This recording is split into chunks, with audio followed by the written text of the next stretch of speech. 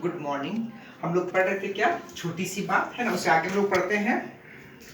सलील ये सोचकर हैरान था कि चुप रहने के बाद भी जानवरों को उसके मन की बात कैसे पता लग गई।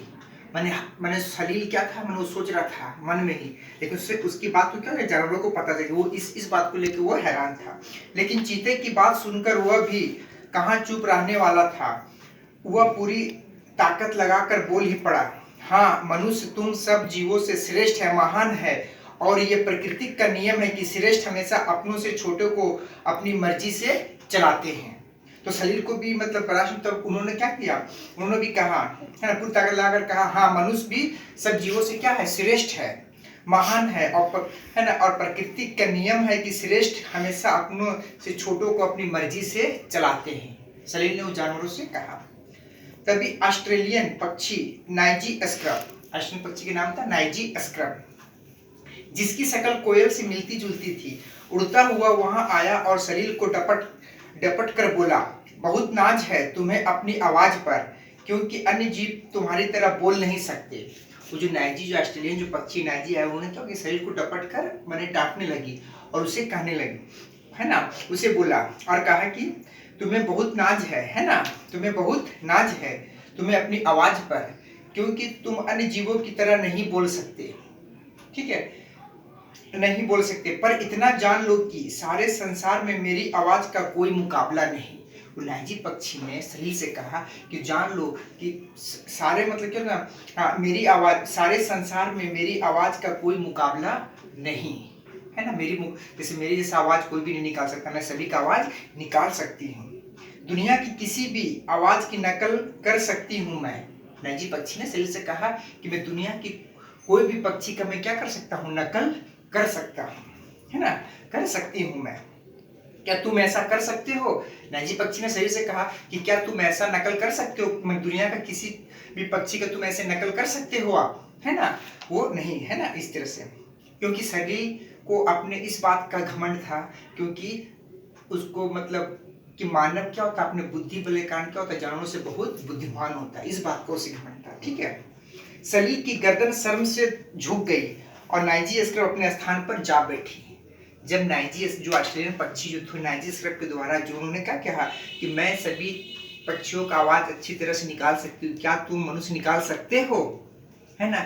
इस बात को सुनकर क्या हो जाएगा, सलील को क्या हो जाएगा, शर्म आने लगी, मैंने उसकी गर्दन शर्म से झुक गई और नाइजी स्क्रब अपने स्थान पर जा बैठी। यह बोलकर नाइजी स्क्रब चली गई।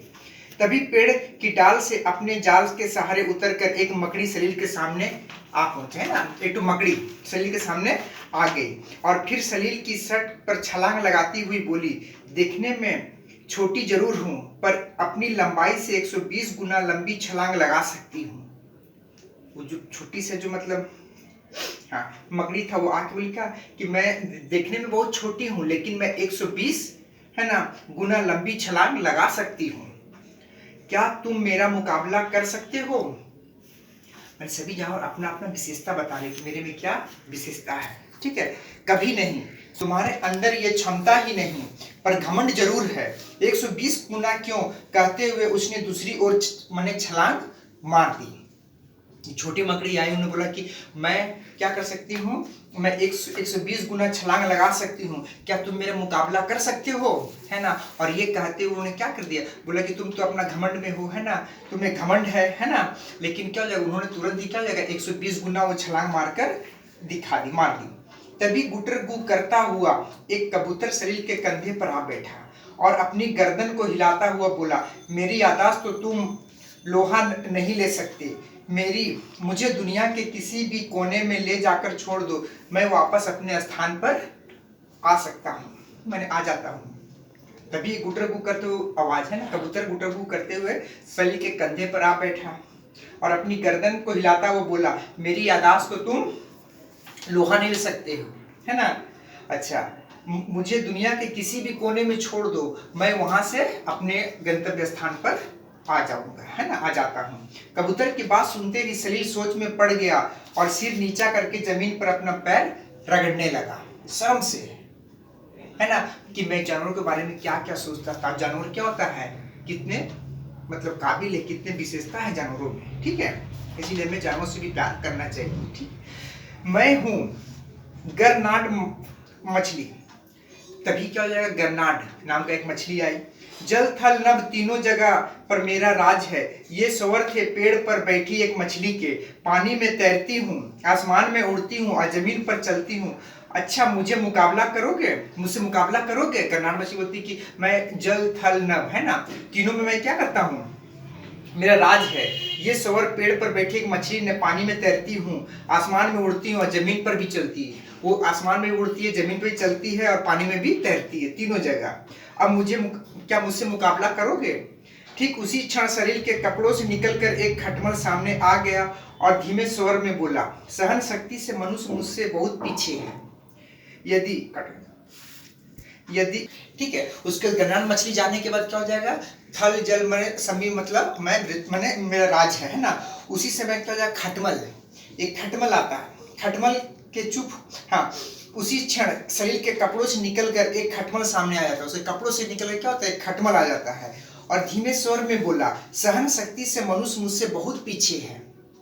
सहन शक्ति में मुझसे मनुष्य क्या होता है, बहुत पीछे। यदि 1 साल भी मुझे भोजन ना मिले तो हवा पीकर जीवित रह सकता हूँ। वो खटमल बोला, अगर मुझे 1 साल भी अगर भोजन नहीं मिले तो मैं क्या हो जाएगा, मैं हवा पी के जीवित रह सकता हूँ। तुम्हारी तरह नहीं कि एक वक्त का खाना ना मिले तो आसमान सिर पर उठा लो, मन एकदम गुस्सा करने लग जाओ, क्रोध करने लग जाओ।